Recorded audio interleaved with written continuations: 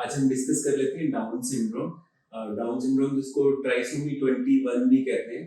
It is congenital condition, शुरू से ही होती है। तो हमें थोड़ा सा डाउन सिंड्रोम के बेबीज का ज्यादा ध्यान रखना पड़ता है। उनका थोड़ा सा डेवलपमेंटल डिले चलता है। मेंटल डेवलपमेंट भी थोड़ा मेंटल रिटार्डेशन की तरफ रहता है। तो हम लोग क्या करते हैं, डाउन सिंड्रोम में 3 चीजों की स्क्रीनिंग करते हैं स्टार्टिंग में। एक तो बच्चे के हार्ट कंडीशन कैसी है, उसके लिए हम 2D इको कर लेते हैं। एक बच्चे के जो यहाँ की रीढ़ की हड्डी के सबसे ऊपर के वर्टिब्रा होते हैं, इसका हम एक्सरे करवा के देख लेते हैं कि वो स्टेबल हैं क्या।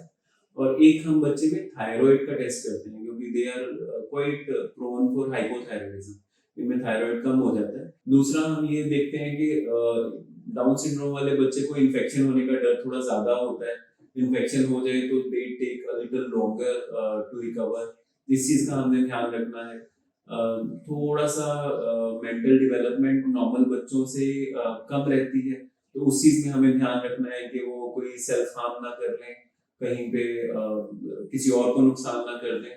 But otherwise Down syndrome babies are very playful, they have a very good sense of music, they dance, they play, वो आपसे नाराज हो जाते हैं, they are very lovable children।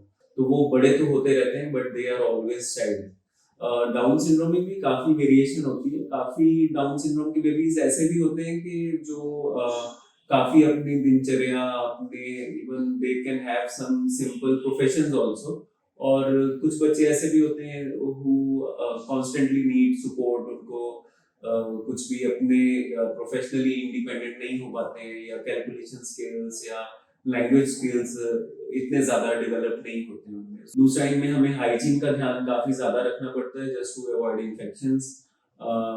इनको डाइटरी हैबिट्स ठीक से रखनी पड़ती हैं। अगर हाइपोथायराइड हो तो इनको बहुत ज्यादा कॉन्स्टिपेशन की प्रॉब्लम रहती है, तो हमें वो एक कांस्टेंट चेक करके रखना पड़ता है कि ये चीजें इनकी ठीक रहें।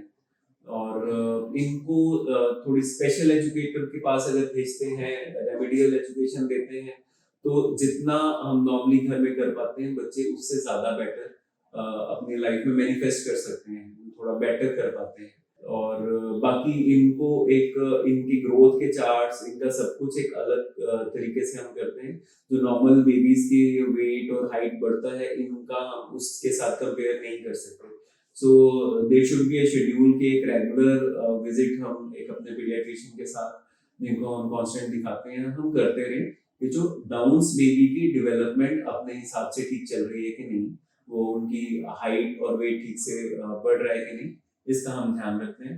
बाकी जो हमने नॉर्मल ध्यान रखना है जैसे डाइट का और बाकी चीजों का, वो हमें किसी भी बच्चे की तरह इनका भी रखना है। If there is any problem or any query or any questions, you can directly message me or you can ask me. Thank you.